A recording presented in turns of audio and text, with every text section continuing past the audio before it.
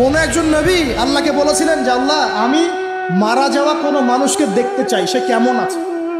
এটা শুনেন ভালো করে হাদিসটা, মারা যাওয়া কোনো মানুষকে আমি দেখতে চাই, সে কেমন আছে। আল্লাহ পাক সেই নবীর আরজি কবুল করলেন, বললেন আচ্ছা ঠিক আছে দেখাচ্ছি। কবরের সামনে গিয়ে দাঁড়ালেন। 1000 বা 2000 বছর আগের কোনো ব্যক্তি যে মারা গেছে তাকে কবর থেকে চিন্তা করা, নবী দেখছেন এবং সে ভয় থরথর করে কাঁপছে, এখনো ভয় থরথর করে কাঁপছে। নবীজি আমাদের নবী নন, অন্য কোনো নবী।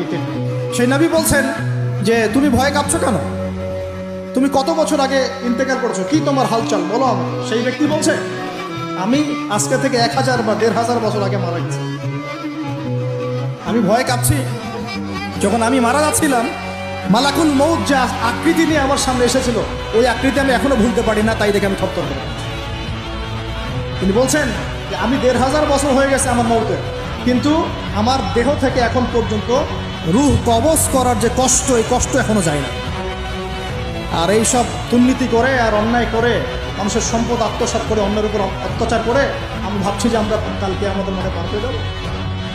খালি কবরে যাও, তারপর বুঝবো। আল্লাহ রাব্বুল আলামিন আমাদের সবাইকে হৃদয়ের চোখটা খোলার তৌফিক দান করুন।